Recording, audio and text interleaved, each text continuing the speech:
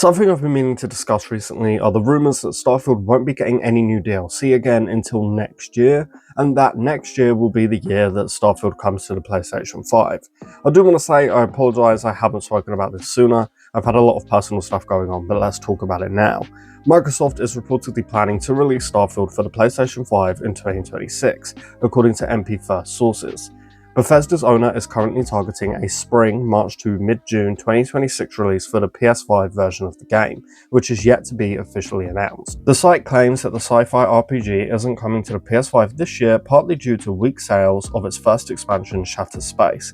Okay, so that is the first red flag that may tell us that none of this is actually true, but we'll get to that in a moment. Let's continue. While Microsoft's plans could change, it's claimed that Starfield's PS5 release is being timed to coincide with the launch of the game's second expansion and other quality of life updates. Okay, so why did I say that this is a red flag? Mostly because Shattered Space didn't actually undersell. You can hate it as much as you want, but honestly it did sell fine, mostly because of how many people purchased the Starfield Premium Edition, where you basically just paid for the DLC up front before the base game had even come out.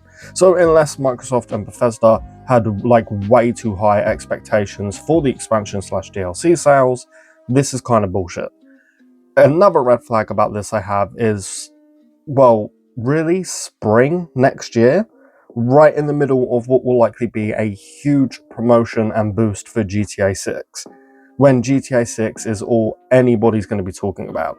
Now, I would assume that Microsoft were smart enough to avoid that, but then again, they are making some mind-shockingly dumb decisions over there recently, so who knows. Oh, I also think that we should just take this with a huge grain of salt, because MP First, the source behind all of these quote-unquote news, is not very reliable. Not necessarily that they lie and clickbait, but more so the fact that they kind of just report on already made news, right?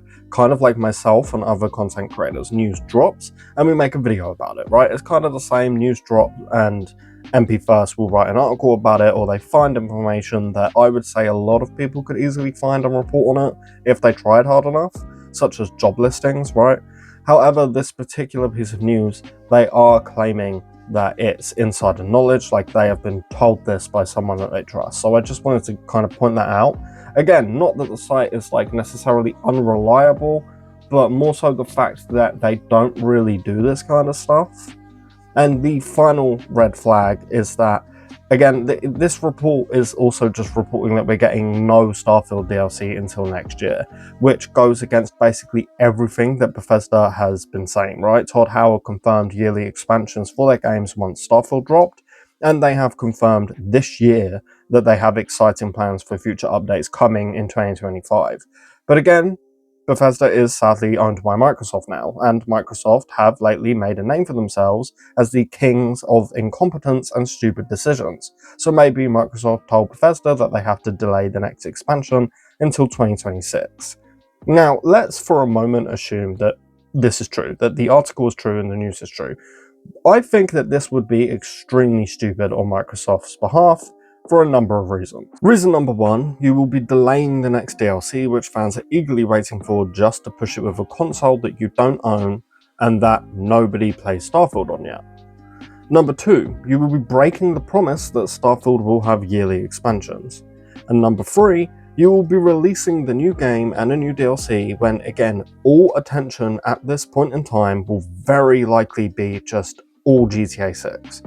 And I just think that this is silly, honestly. Like, why not do this in December? Or even early 2026, like January or February or even March?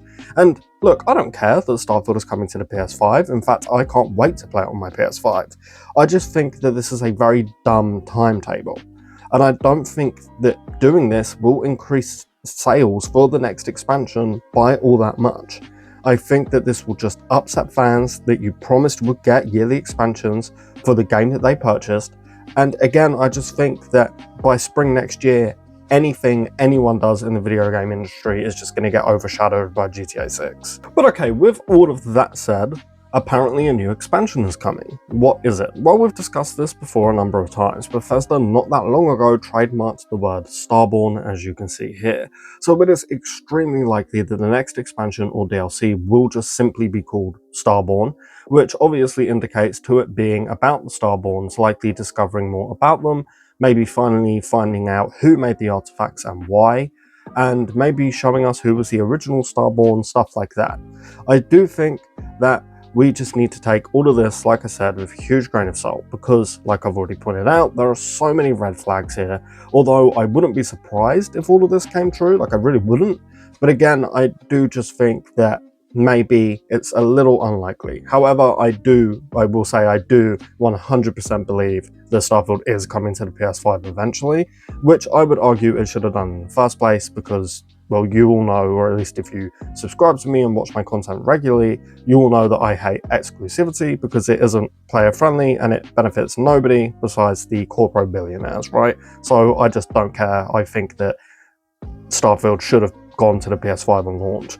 But anyway, super short video today. Let me know your thoughts in the comments below. And of course, if you want to stay up to date on all of this stuff, please do be sure to subscribe. I've got you covered. Lastly, as always, a huge, massive thank you to all of our channel members for their continued support.